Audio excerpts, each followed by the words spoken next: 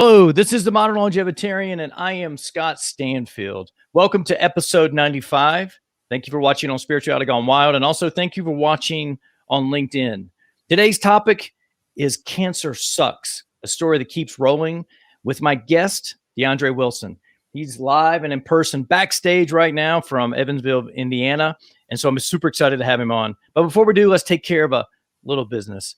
Harvard Business Review posted on Instagram just a couple weeks ago that 85% of survey respondents said their general well-being has declined since the start of COVID-19. 50% of those respondents said their decline has been in their mental health. It all starts with mindset, folks. You saw that whether you're a cancer survivor or not, whether it gets you or not, that quote that was in the intro, if you saw that, go back and rewind it and look at that. It's all about mindset. And that's what I love about Bruce Lee, right? Bruce Lee has this quote that really lays it down. It's like 5 words. The body follows the mind. The body follows the mind.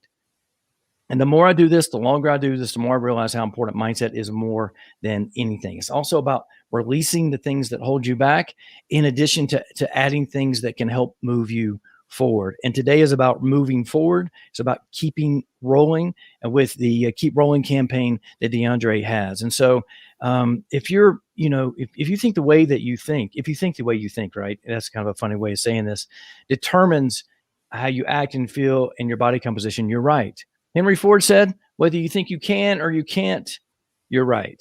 And so if you want to lose weight, you can, or you can't. Either way, you're right. And so if you're looking for coaching, right, I encourage you to reach out to me. You can either DM me on whatever platform you're on. Again, my name is Scott Stanfield. I'm the Modern Longevitarian. Or you can go to modernlongevitarian.com/coaching and set up your free discovery call today. And before we move on to DeAndre's episode here, let's talk about tomorrow with Ken Fay. Friday, March 12th, Emmy Award-winning director, writer, producer. We're going to talk about storytelling. And his connection with comfort dogs is super, super fun. I love all the conversations I've ever had offline with Ken, and I'm so excited to bring it to online live, where you can chime in, you can connect, you can ask questions, and you can connect with all of our stories that way. And by the way, if you have any questions for me or DeAndre today, or any comments about what you see, I would encourage you to drop a comment in, and we will let you influence the show based off your questions, comments, compliments, or critiques about what's going on. So without any further ado here, let's get this piece of paper out of the way. Let's bring DeAndre on, and let's get started with the interview. DeAndre, thanks for coming on the show, man. Thank you for being here, Scott. Thanks for having me. I'm ready. Oh man, it's we were talking a little bit offline, before we came on the show about different things, and I failed to mention. And we even had a discovery call last week. This is a really quick turnaround for normally, because I'm normally booked up really far out, but I had somebody cancel, and and I haven't been really focusing on booking the show so much because for different reasons. But so it's meant for you to be here today. And I just want to say, we have so much in common with both of our dads getting cancer, and so I'm excited about about the show. And so I normally ask like a background question, but I kind of like teased it a little bit there. So tell me how you really got started with the Keep Rolling campaign, and where this originated from. Definitely. So I love that quote at the very beginning about that cancer quote. I mean, that's spot on, because it's so true. Mm-hmm. People, when they're first diagnosed with cancer, unfortunately, they just give up. Right. But my father, a good example, said, I'm not going to go without a fight. Comes home one day with this 230-pound tractor tire that says "Cancer Sucks" on the side of it. Mm-hmm. And he starts rolling it. So his day after chemo treatment, he would come home, he would eat, take off wherever he wanted to go, went down highways and all the side streets. He went to the zoo. He went to all our economic districts. I mean, he just went where he wanted to go, and people would call and text me and say, hey, I saw your dad. He's rolling his tire and he seems very happy. And it was a good time for me. That's when I was catering at that same time. So it was a good time in my life. And my dad seemed happy. He was good. He was celebrating his life. He was connecting with people in the community. People loved to stop and ask him what he was doing. They would bring him, Gatorade and water, things of that nature, and then share his story. So it's also, storytelling is major. So he did that, and shared some light and some experiences with individuals, and they appreciated that. But I can tell you, when people would ask me if I'm going to do it, I would say no. I would say never in a million years. And so the first takeaway real quick is to never say never in life. Right. But because look where we're at. I now have the Keep Rolling campaign. But, my dad rolled this tire battling 2 forms of cancer. And I truly believe because he stayed active and he stayed in the sun was the reason he was able to defeat the colon cancer. But the liver, stage 4, it was so far gone. Liver is very important. And, we did lose him, unfortunately, but I got the tire. And at this point in my life, when he had passed, Turntable, my catering business that my brother and I started, is now on pause. I've got all this time as an entrepreneur. I'm working for myself now, and now what am I supposed to do? So my life on this journey, I now pivot from catering, hospitality, front of the house, event planning, to now we're headed down this fitness path, this philanthropy path, just took on that, and I don't look back. I don't regret it. It was great. Over the course of my fitness journey, I lost 50 pounds. Wow. Yeah. That's huge. Yeah. 40 from rolling the tire, and then 10 once I became a member at the gym I work at. So everything is cause and effect. It's been that domino effect for me. It's just one thing after another that just makes sense. So I decided to get my dad's tire out. And this is before I turned it into a business. I just wanted to work out, I have all this time on my hands. I need to get in shape. And I remember, my dad always saying rolling this tire is a full body exercise. And so in the backyard, I did push-ups with it, and then I hit it with the sledgehammer and did sit-ups on it. You name it, I did it. Right. And I would then try to roll it. I go a half a block or a full block. I would just try it, and I absolutely couldn't. I would get beat up by this thing all the time. It would fall on me. I would try to catch it before it hit a car. I went through some real serious growing pains, just trying to figure it out. And I tell you what, it was frustrating because my dad made no excuses, battling 2 forms of cancer, and took this thing 10 miles, 12 miles, 15 miles, you name it, he did it. And I can't go half a block. Wow. So Scott, I just did it. I just pushed it. I kept going. I kept trying. I pushed it as hard as I could. I kept going. And I ended up going my very first time 4 blocks. And it was like I had an outer body experience. I zoned out. And I remember once I got to the end of that 4th block, I turned around and I said, oh, snap, I got to go back. And that's when the workout starts. That's when the mental toughness kicks in. That's when the discipline kicks in. That's when your body really gets the workout. And so from building the confidence, being alone with the tire at night, building that confidence that I needed, that mental toughness that I needed, I began rolling the tire throughout the day where kids could see it, people could see it, whoever was watching. And then that was the start of the Keep Rolling campaign. Media outlets covered me. I was in various magazines, a newspaper, podcast, you name it. And so then the Keep Rolling campaign started. And then I decided to raise money for local not-for-profits and then families who are experiencing cancer who may need extra financial assistance. So all the success is happening and the weight's coming off. And then I decided to start a documentary. So that's where I'm at now. I'm filming this documentary currently. I don't even have a name for it yet. We're still trying to figure that out. We've got some options, but we haven't narrowed it down yet.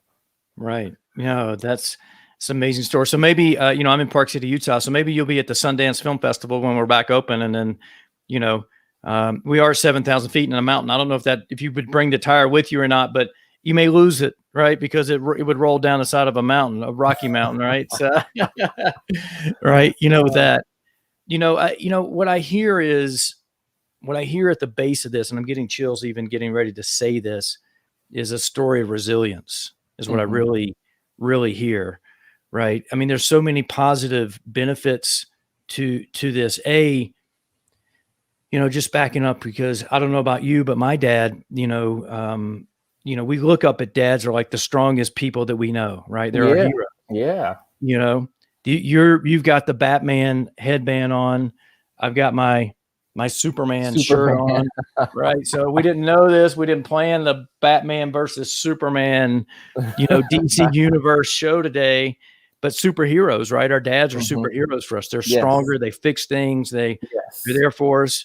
And when I saw my dad, when he had, because I was living out of the country and I came back after he had gone through chemo and had surgery, right? His hair was lighter. He was, for the first time, I probably could take him, right? If we went toe to toe, right? He had never, right? And I was in my 30s, right? And it's like, not that I would or any of those things, but it's just like, as men, we kind of measure, we're just measuring things in our head like that. Right. And so he was the weakest I'd ever seen him. And he was only 55 years old. And so, and for him to bounce back, he's 72 now. Right. And just as spunky as ever. But my point is that I know that you probably had to go through something similar to that, to see your dad, go through that stage 4 liver cancer, colon cancer. Right. But then you see him moving that tire. And then when you go to move it, 4 years later, and go, I can't even do this hardly. It probably was even a reminder of how strong he was then too. Oh, absolutely. It was. Absolutely. It was. My dad struggled to do just the basic once, kind of towards the end, towards the end of his life there, he couldn't even move and go from his couch to his bed. He struggled, in bathroom. He needed a lot of assistance. And, when I was growing up, my dad wanted to be a bodybuilder. So my dad's 6'2", and he was always this buff, built guy. I've got all kind of pictures and videos that will be showcased in the documentary. But to be able to then pick my dad up it broke me down. Right. Mentally and emotionally, because I've always looked up to him, and I still do to this day. And he was always this buff guy. I could never pick my dad up. And now I'm just kind of hoisting him up and helping him get around now with ease. So he lost a tremendous amount of his weight. Right. Right. And that's unfortunate. It happened at, how old was your dad when all this happened? 53. Wow. That was younger than my dad.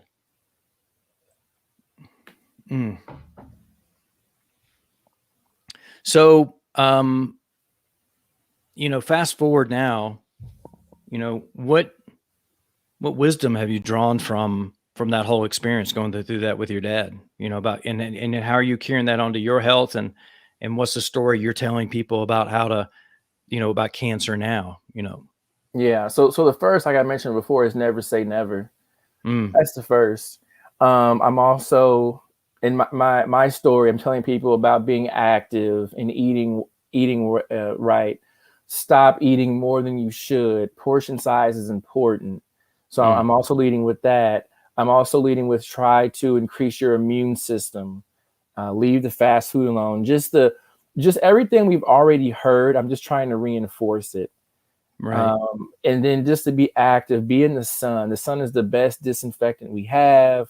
Be out in it, enjoying. And that's what my dad did. He rolled the tire in 70, 80, 90 degree weather. And I've been doing the same.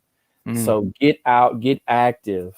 I truly believe my dad beat colon cancer because of how much he was active outside. Right. And whether you go outside or you go into a gym, find your thing and get active. And so that's what I've been really trying to preach, along with better eating habits. Right. I interviewed twice. I've interviewed this Andrea Wilson Woods. Amazing story. She wrote a book, a memoir, about her sister, her little sister, half sister, who she had adopted, right? Her mother decided one day she didn't want to be a mother anymore. And she had gone to, she was in California. They were from Alabama originally. She's back in Alabama now. And she's a mom and a sister and a friend all at the same time. And Adrian got diagnosed with stage 4 liver cancer. And so the title of the book is Better Off Bald, A Life in 147 Days. And it's this award-winning book that just won all these awards at the end of 2020. And just an amazing thing. And she started a foundation called the Blue Fairy Foundation. She's also started Cancer University, and you can find that at cancer.university is the website. And basically, because people don't understand, basically they're giving like a one-page brochure about the cancer they've gotten and things like that. So talking about, my dad had prostate cancer, my mom had uterine cancer, but the show has had multiple conversations on liver cancer, and you can't live without your liver. I mean, it's just, you just can't. And so I know how devastating that can be because of the conversations I've had before. And, even watching, medical shows, like your liver's failing, right? And you have 24 hours to live, right? It's just like you have to have that piece of the puzzle and when it comes to our health. And so you're sharing with people now the wisdom and the stories and the things we've already heard, like, diet, exercise, get outside in nature and play, right? How are the people that you're coaching now? Because now you're a health coach. How are they taking the advice, right, with COVID and those type of things? What are they getting? So there's two kind of avenues here. So there are the gym members who already come, who have been coming, who are just diehard gym goers, and they're getting after it. And so my language there and how I'm talking to them is keep pushing yourself. Because they challenge me as a fitness coach to come up with more difficult, intricate workouts. Okay, I'll do my homework to delivery. The customer's always right, as they say. Right. So they want me to come with difficult things, and that's fine. I'll do that. But my other audience that's more geared towards the tire is to find those individuals who don't want to go into a gym for various reasons and are self-conscious and just have a lot of emotional issues going on. And so that audience is geared towards the tire, because what I've learned is that as I'm rolling the tire throughout neighborhoods, people, wave at first, just kind of stare at you or record you on their phone. But through consistency, they now want to stop and talk. Right. Yeah. And so that was the second step. So now through more consistency, they want to stop and now help me flip it or roll it. And so really? During that time, yeah. So now during that, we're having conversations about things that they're going through and the struggles that they're having. And Scott, I can tell you, I've heard all kinds of things. One being that's not bad at all, to 10 being, okay, we need to call somebody now. Wow. I've heard it all. There's not one thing that you or the viewers could say, I bet you haven't heard this, that I haven't, because I have heard a lot of things. And so, I didn't ask for that. I didn't expect that to happen. So at first, I had to be with that for a little bit, but now I've gotten used to it to now I'll recommend some tools and resources if necessary, because half the time people just want a listening ear. And right. I've learned to just be there for them, just listen. They'll come to the conclusion on their own, and then they're better off. And then there's others that do need help and ask for it, and I offer it. So the Keep Rolling campaign, and then being a fitness instructor, there's some overlap, and then there's some difference of who I'm communicating to during that time. But I'm still the tire guy, as my town keeps calling me. I'm still that guy no matter where I go, and I try to challenge people. I try to be authentic and real and challenge people, and I try to help people to eliminate as many excuses as possible, because, with my dad, there's no more, I feel like. Mm-hmm. there's two forms of cancer, rolling the tide. I just feel like there's no more at that point. Yeah, it's amazing, right? So basically the tire is, which wasn't your original plan. You weren't like, hey, I'm going to go roll this tire through these neighborhoods 3 or 4 times just so I can go connect with the community and go help a bunch of people, right? It was more in honor of your dad to start with, right? Right. It's all, yeah. To take my health back, to own my health. That's what I wanted to do. Right. And we'll get into the 50 pounds that you lost, because, I've lost 40 pounds more than once, at least twice. I think I've lost 30 pounds, like 3 or 4 more times on top of that. But it's just a yo-yo effect of being an adult in the modern restaurant world, right? Working all the time, having access to all that food all the time, not sitting down, not honoring the food, not exercising the right way, and I don't know about you, having a couple adult beverages, to wind down at the end of the night, right? And really kind of adding some extra layers of sugar on top of the whole, carbs and fat you already had during the day, right? So all those things, right? All of it. I want to stop 1 second. We got a comment that came in. It's from my cousin, Cindy. Cindy, we both grew up in South Carolina. She grew up in the upstate part of South Carolina, and I grew up in the Midlands area, but she's in New Mexico now. So Cindy, I just want to say thanks for watching the show there, but let's back up. I do have a question for you. Have you met anybody that actually your dad had stopped and talked to when he was rolling the tire? Has that all been the time? Yes. All the time? All the time. Mm-hmm. They normally break down in tears. To see the legacy, to see me keep it going. That's what happens all the time. And then they want a hug, and I'm like, hey, I'm hot and sweaty. You don't have to hug me, but they don't care. They want a hug. Okay, that's fine. Right. So they normally break down in tears. Right. Wow. It's that's an amazing thing, right? Amazing, for that to be a multiple generation thing, and for you to do it in the same town, right? And then those things. And I went to the website, which is keeprollingcampaign.com, and it actually has a picture of you on a bike and your dad standing in front of the tire, towards the bottom of the first page on the home page. And and I didn't have time to, I was going to put it, in a format so I could put it on the show, but I encourage people to go check out your website and see what's going on with that. And see that picture of your dad with a tire and cancer sucks and the whole thing. And, are you spreading any type of message about how cancer can be prevented in the beginning with proper diet and exercise, or is that part of the message as well? Yeah, that's a conversation that I have one-on-one with individuals that, want to know more and keep coming back. So we are having that conversation of, eating more fruits and vegetables to eliminate inflammation in the body. That's where so much negative and exists, and viruses exist there. So to eliminate as much of that as possible, and then just overall exercising, taking care of yourself. So that's a conversation. And also it looks different for certain individuals, but yes, that is definitely part of the message. Yeah, it is, right? It's like, I watched the documentary called Game Changers, right? And I don't know if you've seen that or not.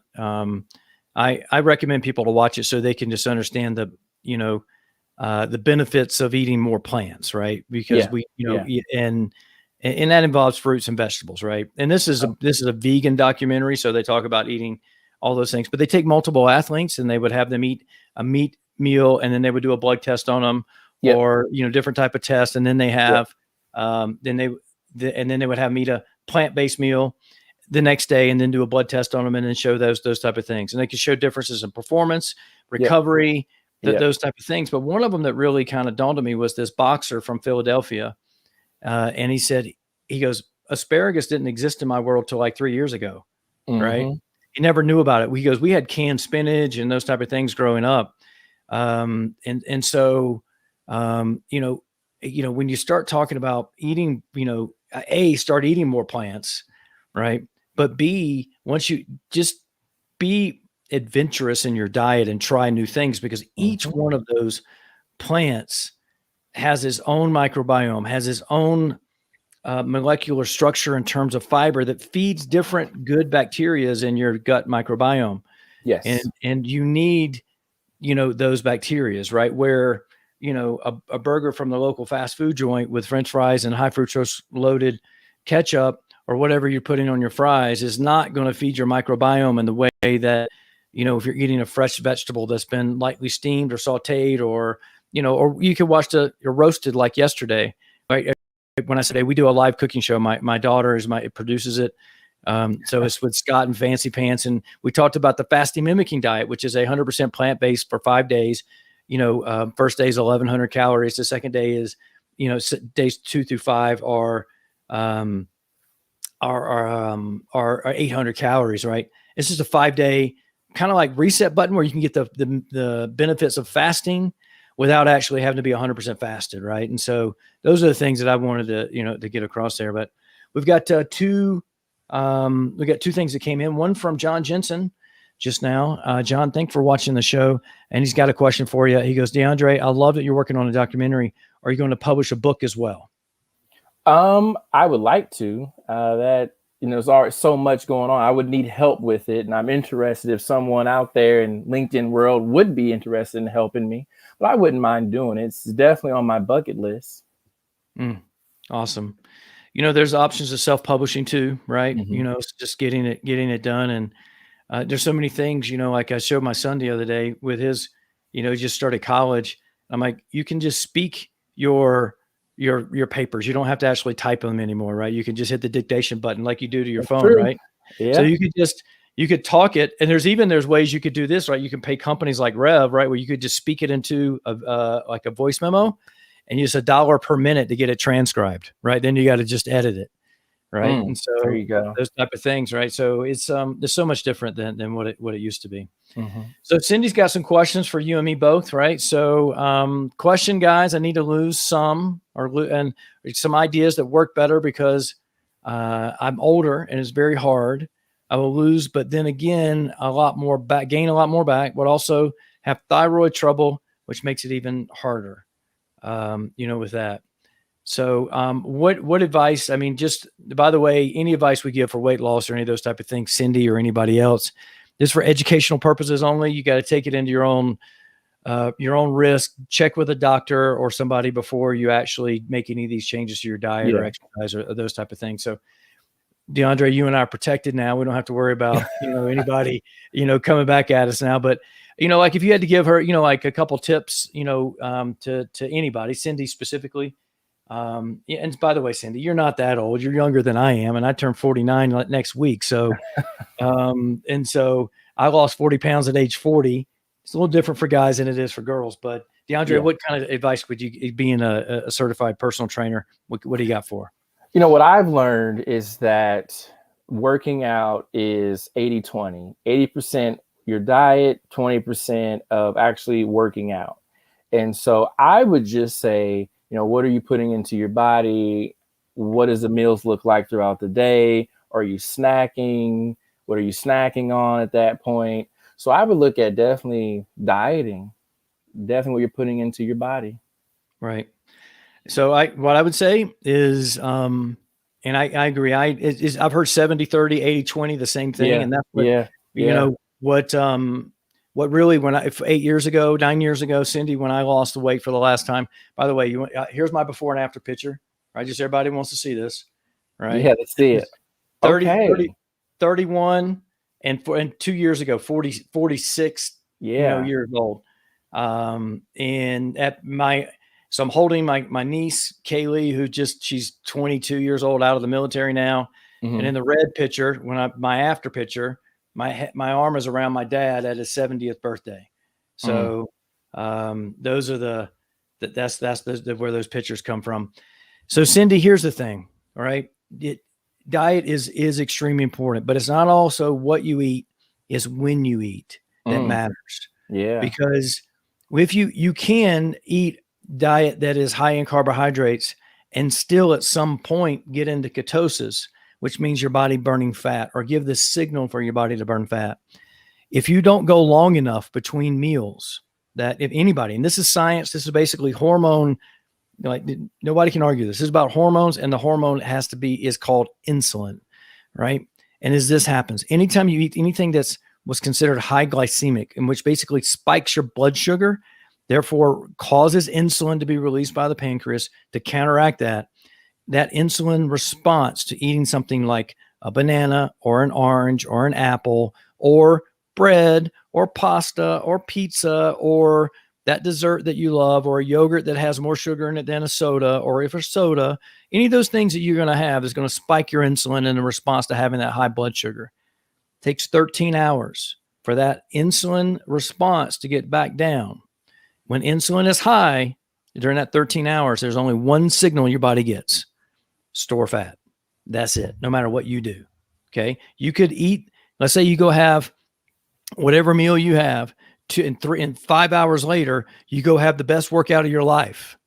Your body's not going to burn any fat because it just can't, because it's just the insulin response to that. 13 hours later, if you haven't eaten anything that has spiked your insulin, or you've gotten the proper sleep you need, and you've remained low stress, right? Because there's a cortisol insulin, correlation. Your body's going to switch over to where it's okay to burn fat. That's why intermittent fasting is so good for people. That's why low carb diets are so good for people, right? Because they allow that insulin to stay low enough that it's okay to burn fat. So what happens is that, like for me, I eat a big dinner. 3 weeks ago, I had rice. Just the other day, on Monday or Tuesday, I had some pomegranate sorbet, right, with saffron poached pears at this French restaurant that I was in, Steamboat Springs. And so my wife was so shocked that I had sugar, right?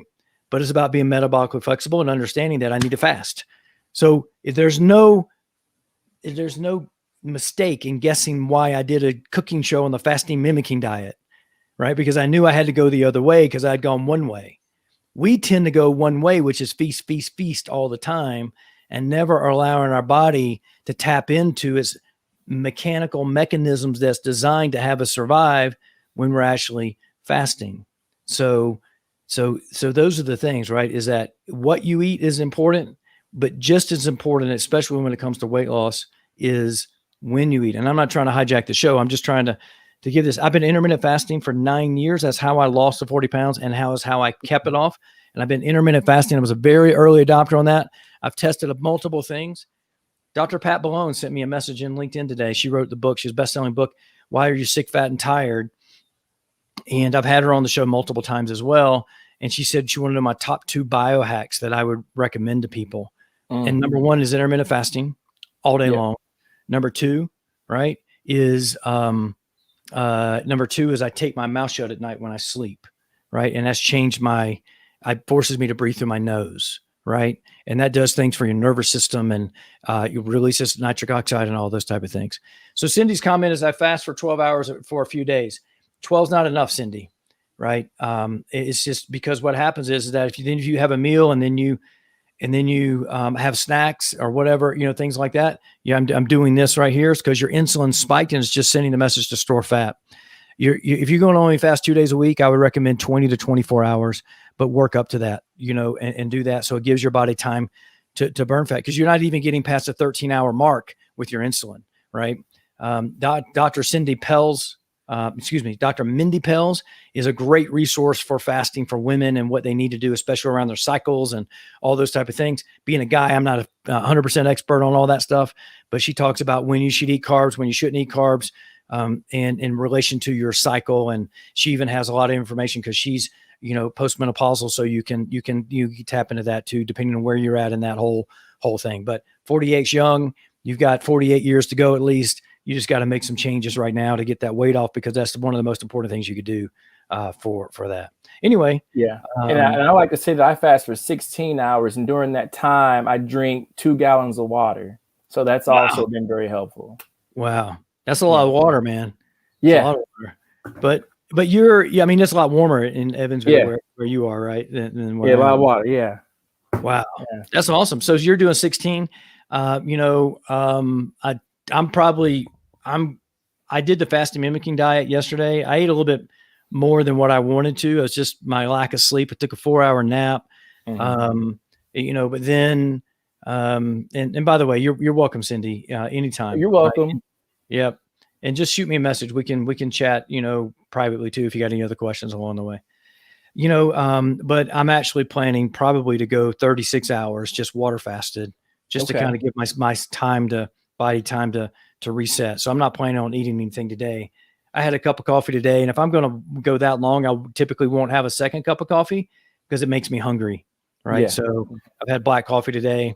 I'll just switch over to water, and then tomorrow afternoon around 2 or 4, I'll probably about 2 o'clock, I'll have something to eat tomorrow. So I'll just go 24 hours and do that. As long as I can wrestle the gorilla tonight and not eat anything before I go to bed, right? Don't do it. Yeah. Don't do it, right? With that. All right, man. So this is, let's talk about, you've got the documentary coming up. You've got the, potentially John asked you about the book, those type of things. Catering business is on hold. You're working on, so what are you working on for the catering business, moving forward for getting into 2021? Yeah. So the community project I'm working on with my business partner, his name is Merrick, is called the Bedford Collab project. And we purchased a building that has been abandoned probably over 30 years. I remember walking past it on my way to the bus growing up. And we're doing some neighborhood revitalization work, but inside that space will be a shared commercial kitchen where food truck owners, bakers, and caterers can lease space. We had a prototype. That's where I ran my catering business out of. We only had it for about 7 months, and then everything just hit the fan. So Bedford Collab will be the first official shared commercial kitchen in Evansville, and we're looking forward to it. Right now, we're in the waiting phase to hear back from city and state about our building permits. But as soon as we hear back, we will start phase 2, which is build out / renovation, so that we can start our businesses. Since that's amazing, man, because I love those revitalization programs. And I mean that, we talk about, saving the planet, but you think of the energy it took to build that building 30 years ago or 40, 50 years ago. When it was built, whatever. Or like, we don't really think about this, right? You drive by a used car lot and think about the energy and the resources it took to actually build that car, and it's sitting there, and we keep building new cars every day. And so, yeah, can we get hyped up about, the latest, the Cybertruck coming out or whatever, right? But it's like, is it better for the planet to go buy something that's used instead of wasting all the resources and energy and manpower and human power and electricity and the gases that were created to create the energy to run the punch press, to press out that fender, right? Or the welder to weld the steel wheels together, or the machine to cut the aluminum on the wheel, right? We forget about those type of things. So, and revitalizing parts of neighborhoods is amazing stuff. So do you see ghost kitchens being run out of there as well? Yeah, that's another term for it. I've learned it's either ghost kitchen, commissary kitchen, shared kitchen. They're all interchangeable terms, but yeah, it'll be a ghost kitchen. Yeah. Right. Another question too about your catering business.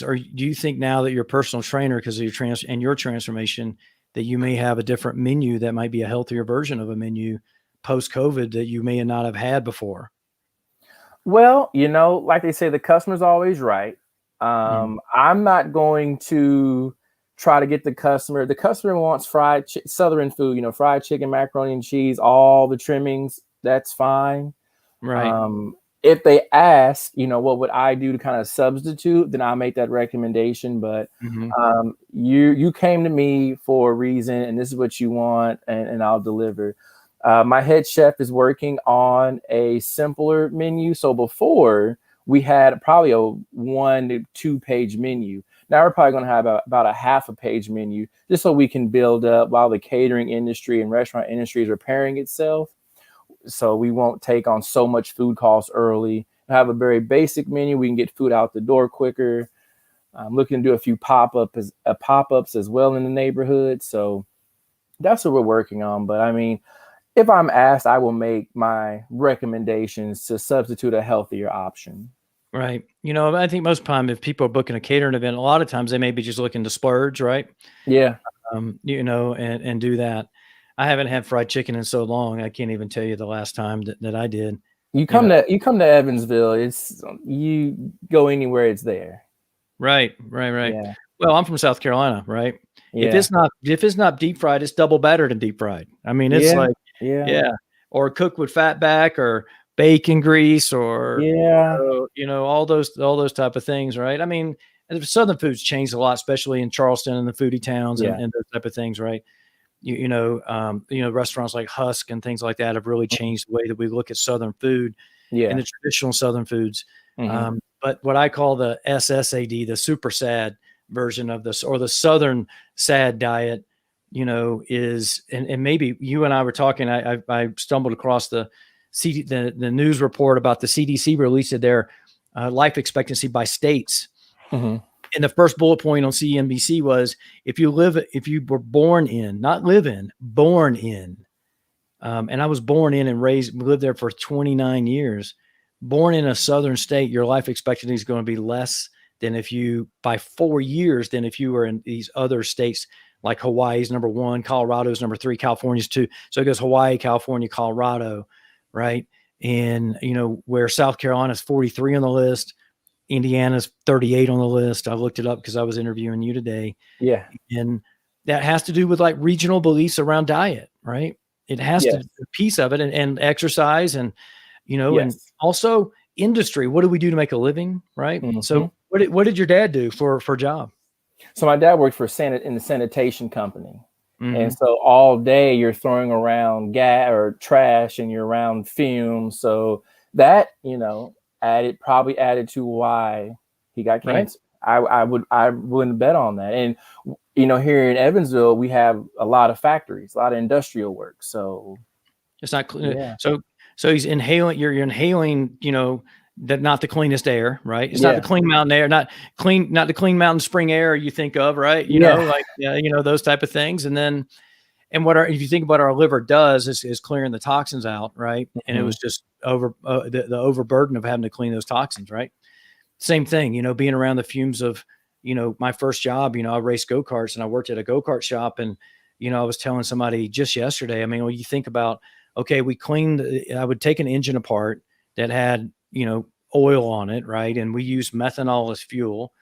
I would clean the engine with kerosene, or a parts solvent. Then you had to clean it with, remember purple stuff? Have you ever heard of the stuff, the cleaner they call purple stuff, right? It was an acid. I heard of that. Yeah. So I think in the new one is called Purple Power. So basically you would take an acid to take off the film of the oil from the solvent or the kerosene.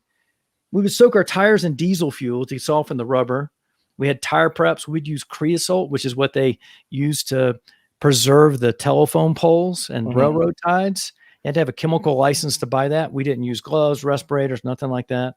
So all these toxins were in the environment that we lived and worked in, right? And so it's just, you're putting your liver, and then, like I said, you start having a couple adult beverages.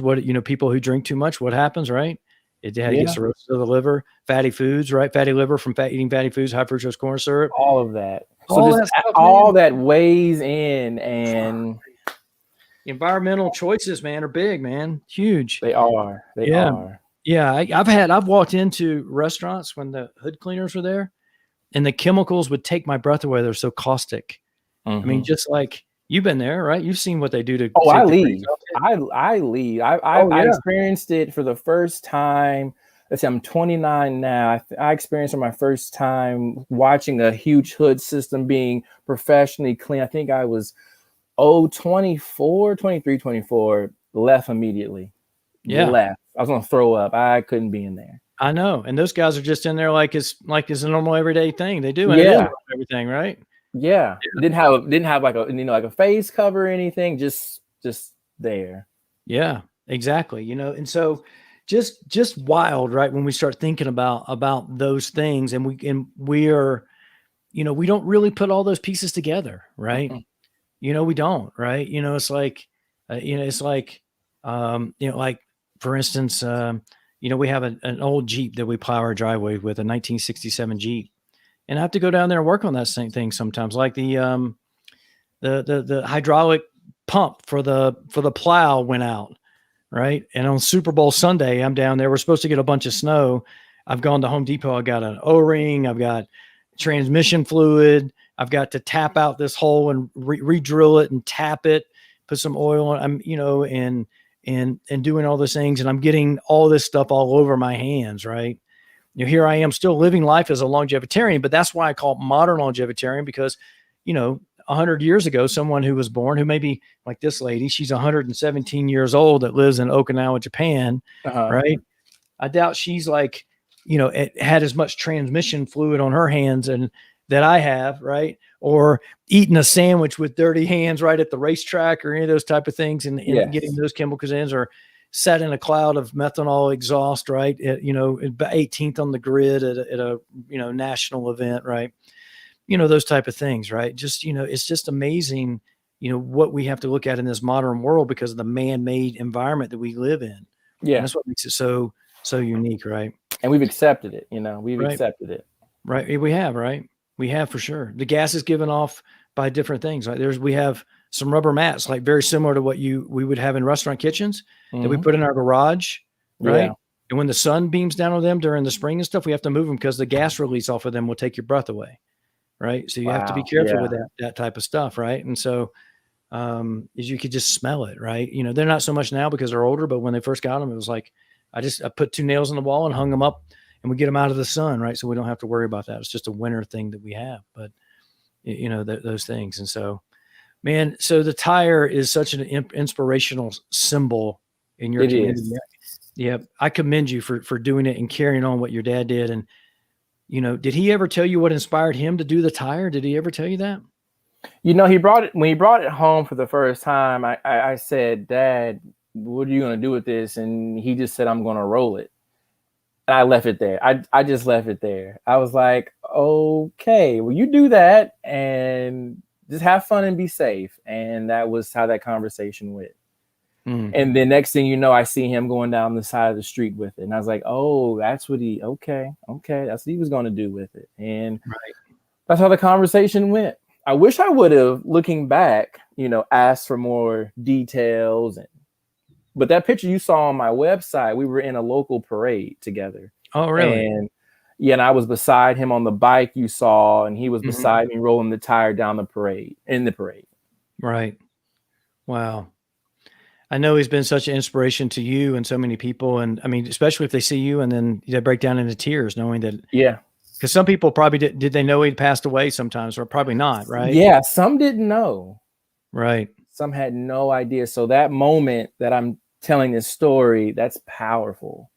Yeah, it is. There's one thing that, it's the 8th pillar of being a modern longevitarian is connection. Connecting not only with nature, connecting with our family, but connecting with our communities. And that's one of the biggest piece of longevity that's come from the blue zones. And for most people who don't know what the blue zones are, they're the 5 areas of the world that have the highest population per capita of people over 100 years old. And they are Okinawa, Japan, Ikara, Greece, Sardinia, Italy. There's a spot in Costa Rica, and then Loma Linda, California. And one of the common things there's like 9 different things that are common between all of these areas. They're going back to diet. 90% or more of their diets are plant-based, right? That's one piece of the puzzle. The other one is that their connection with community, right? Yeah. I have, obviously as restaurant manager, there's been people that have come to me, right, that have needed help, and right. And it's, we should minister where we are, but you have this door opener, the tire, that people, like, you've literally had to call to get them help, and you've connected and you've impacted people's lives in more ways than the ripple effect of what your dad started and what you're carrying on is immeasurable. So thank you for doing it, man. Thank you. I appreciate that. Yeah, you're welcome. And maybe one day down the road, we'll see a little DeAndre doing the same thing, right? It's possible. It is possible. Right. Right. Well, if you need any help with writing some healthy menus when you get down the road on the catering side of things, I'll be happy to help you out, with those. Yes. Yes. We should definitely stay connected. Yeah, absolutely. So let's, so DeAndre, where can people find you online, man? So keeprollingcampaign.com, contact us. I'll get it immediately and I'll reach back out to you. But LinkedIn, Facebook, Instagram, Twitter, DeAndre D. Wilson. My default picture is me standing next to or sitting in the tire. So it's like a landmark. You can't miss it. Right. Right. So those are all those platforms. Yeah. And when we connected on LinkedIn somehow, some way over the time. And so I just want to say thanks for coming on the show. Thanks for being such an inspiration.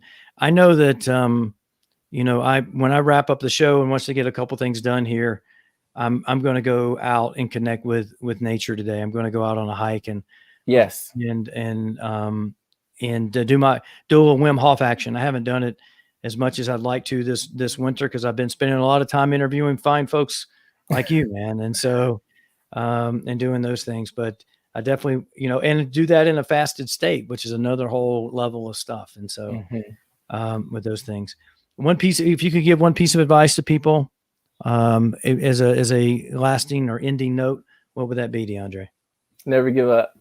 Never give up. Yep. Got it. I'm going with that one. I'm going to take that to heart, man. I'm going to take it to heart for sure. So definitely. Cause I said one earlier and never say never. So they got two. Right. Yeah, exactly. Never give up. I'm definitely going to take that to heart. Well, I think that the number one thing that people should do is find out who you are, and then do you. Yeah. And do that. And in finding yourself and doing you should never give up. You should never let anybody, take away for who you truly are. We hide who we are so much just to fit in to our society, Yep. and that, which is a travesty, man, absolute travesty. So DeAndre, we're going to have you back on the show when the documentary comes out. We're going to promote that really big. Hopefully you'll be at the Sundance Film Festival, and it's on my list. It's on the list. I'm going to submit the documentary to that festival as soon as it's done. Yep. And we'll meet face to face, and we'll roll the tire. We'll maybe roll the tire down the mountain, right? And see what happens. I've gone down several hills in my day, so I'm not afraid. Yep. Well, I'll help you get it back up Main Street because it's on a big angle, right? I'll help you get it back up there, right? Deal. Yeah. All right, my man. Thanks for coming on the show. It's been such a pleasure. Thank you for having me, Scott. All right. This is the Modern Longevitarian, episode 95. My name is Scott Stanfield. Thank you for watching. Thank you for tuning in. It's time to roll the credits. Never give up. Find yourself and do you. Thanks for watching. Let's roll the credits.